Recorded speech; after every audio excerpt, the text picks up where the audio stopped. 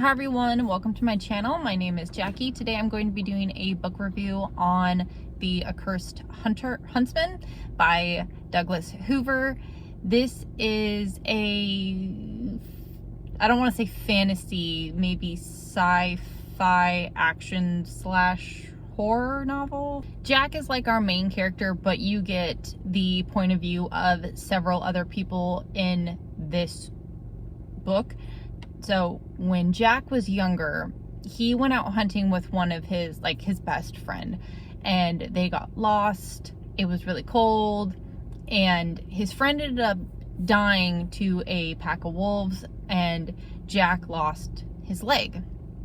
Since then, he has become like the huntsman. He does guided tours or guided hunts, and he lives in the woods. He kind of, like, when I imagine him, I just kind of imagine him as like a young Grizzly Adams type person. Jack's buddy who died, his mom tells him that his friend's little sister was diagnosed with cancer, that it's going to be like $100,000, well, not that it's going to be $100,000, but it's going to be like a lot of money for her treatment. And just by chance, this guy comes to his cabin in the woods and tells him that he has an offer to make for him.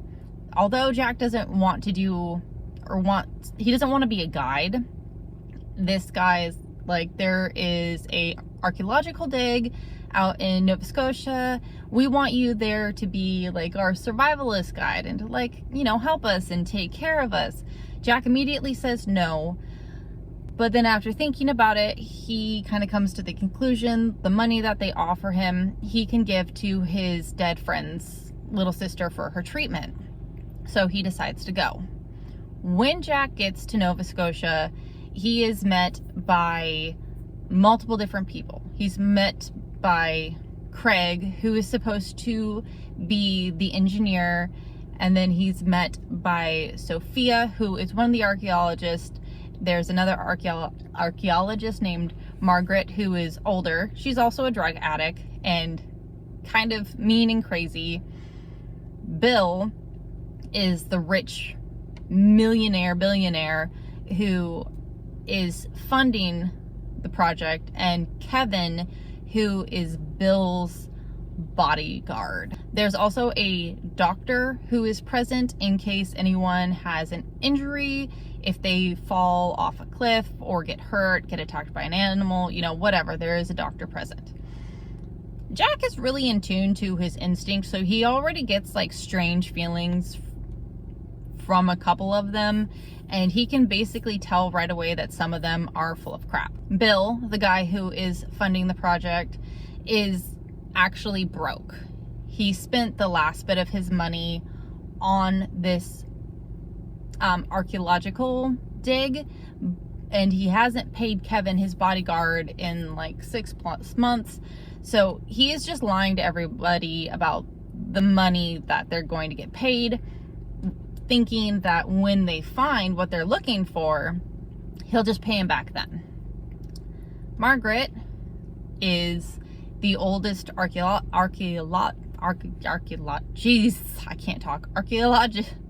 She's the oldest one. I can't say the word. I'm sorry. I said it earlier and I can't say it. But she's the older female, and she is an oxy addict, which I don't want to say I found interesting, but how he writes her addiction seems incredibly accurate. My ex-sister-in-law was an oxy addict too, and it's a all-consuming kind of addiction. So it was interesting in the sense to read about it from an addict's perspective. I don't know necessarily how close it is to how they actually feel, but I know a little bit of like how my ex-sister-in-law felt. But anyway, she is very knowledgeable, she's very smart, and she catches on pretty quickly that Sophia, the young archaeologist, is feeding them a load of bull, and confronts her and like, what are we really looking for? Like, what's really going on? Sophia comes out and tells them what she thinks they found is basically like the Holy Grail. It's this artifact or this historical thing that is supposed to heal people or give them everlasting life. So that's the whole reason for the dig, or what they're expecting to find at the dig site. Craig is not really Craig. The guy who's pretending to be Craig stole the identity of another student, and he's actually a killer. So he was severely bullied in school and in college too, and he ended up running over and killing somebody with his car. So he's been out on the run. He somehow got Craig's information or email or phone call for the job offer, and he took it and just decided to be as Craig. So he is incredibly nervous and scared, and he's just like, he's still an engineer. He's actually like went to college to be an engineer, so he is really smart, but he is very much on edge. He very much is just expecting somebody to find out who he really is. So there's that aspect of him. There are some points throughout the book where he starts to become a little unhinged and starts thinking about killing people. You don't get a lot of perspective from Kevin. Like I said, Kevin is a retired Navy SEAL and is the bodyguard, and he's just kind of like an a-hole for the most part. There's really no redeeming qualities about Kevin. The doctor, you can tell, like I said, Jack's really good with his instinct and just like being aware of people.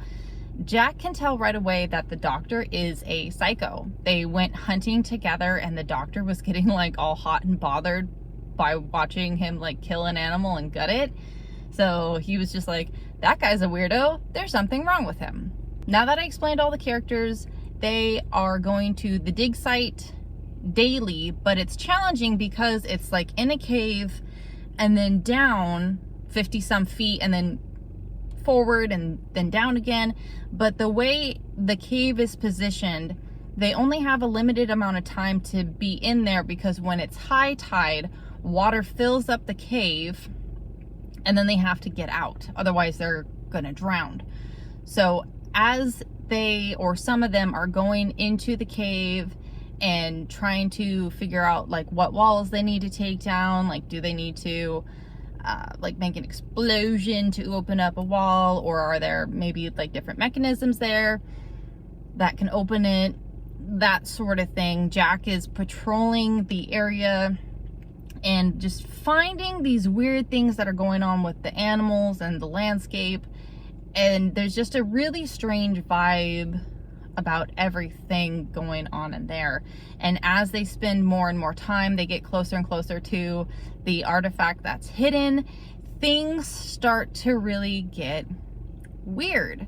They do get to the artifact and really intense stuff starts to happen. Now, I don't want to give away what happens once they recover the artifact or the strange things that proceed, but I will say that there is murder, torture, there's killing, so it's really action-packed once you get to the end of it. Until that point, you kind of have like a nice buildup of suspense, relationship building between certain characters, and you get to know all the crappy stuff that the characters are either thinking or doing, or the sabotage that's going on that the people are doing in between getting there and recovering the artifact and what happens afterwards. I enjoyed reading this book a lot. I think Douglas is a really good writer. So if you're into kind of a creepy, scary, sci-fi, suspense kind of horror, this would be a really good book for you. It's not super duper long, so you can read it within a couple days. I listened to it on Audible, but yeah, I would highly recommend. Thank you guys for watching. I hope you have a wonderful day, and I'll see you guys later. Bye everyone.